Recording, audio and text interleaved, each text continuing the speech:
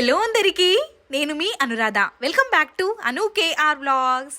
మన ఛానల్లో ఈరోజటి రెసిపీ వచ్చేసి బ్రేక్ఫాస్ట్ రెసిపీని చూపించబోతున్నాను. 5 నిమిషాలంటే 5 నిమిషాల్లోనే ఈ రెసిపీని మనం ప్రిపేర్ చేసుకోవచ్చు టేస్టీగా. ప్రాసెస్ చూసేద్దాం. చిన్న సైజ్ 2 ఆలుగడ్డల్ని తీసుకున్నాను. పైన తొక్కనంతా తీసేసి తురుముకొని తీసుకోవాలి. మరీ సన్నగా కాకుండా కొంచెం కనిపించే విధంగా మందంగా ఉన్న దాంతో తురుముకొని తీసుకోవాలి. 2 ఆలులని కూడా మొత్తం తురిమేసుకున్న తర్వాత ఈ ఆలుని ఒక బౌల్లోకి వేసుకొని 2 సార్లు నీట్గా కడుక్కొని తీసుకోవాలి. కడిగేసుకొని వాటర్ ఏమీ లేకుండా మొత్తం వాటర్ని వంచేసుకొని ఇందులోకి 2 స్పూన్ల వరకు గోధుమ పిండి కానీ మైదా పిండిని కానీ 2 స్పూన్ల వరకు యాడ్ చేసుకోవాలి. 1 స్పూన్ వరకు రెడ్ చిల్లీ ఫ్లేక్స్ని, రుచికి సరిపడ సాల్ట్ని తీసుకోవాలి. ఇందులోకి 2 గుడ్లని కూడా పలగొట్టుకొని తీసుకుంటున్నాను. ఈ విధంగా సపరేట్ గిన్నెలో గుడ్లని పలగొట్టుకొని తీసుకోవడం వల్ల ఏదైనా ఒక్క గుడ్డు పాడైపోయినా పారేయొచ్చు.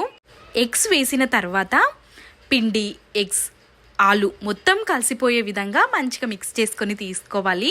మనం ఇందులోకి మైదా కానీ గోధుమ పిండి కానీ వేస్తాం కాబట్టి బైండింగ్ లాగా మనం చేసే రెసిపీ విడిపోకుండా ఉంటుంది.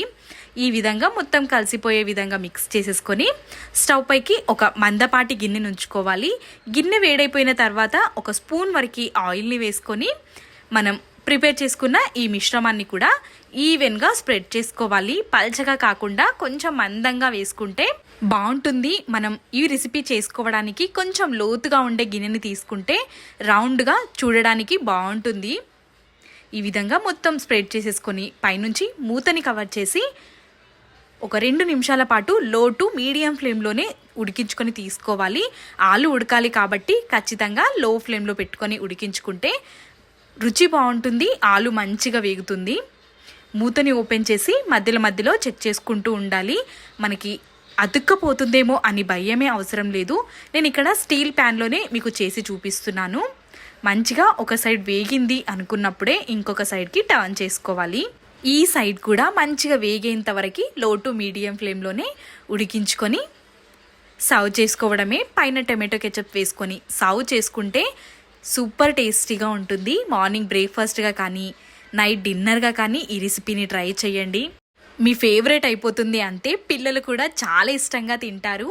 ఇప్పుడైతే మార్నింగ్ టైంలో హడావిడిగా ఉంటుంది కాబట్టి మీకు ఈ రెసిపీ హెల్ప్ఫుల్ అవుతుంది అనుకుంటున్నాను. కట్ చేసుకొని పీసెస్గా సర్వ్ చేసుకుంటే పిల్లలు కూడా ఇష్టంగా తినేస్తారు. ఈ విధంగా రెసిపీని ప్రిపేర్ చేసుకోవడం చాలా సింపుల్ కాబట్టి ప్రిపేర్ చేసుకొని మీకు ఈ రెసిపీ ఎలా కుదిరిందో మీ వాల్యుబుల్ ఫీడ్బ్యాక్ని కమెంట్ సెక్షన్లో తెలియచేయండి.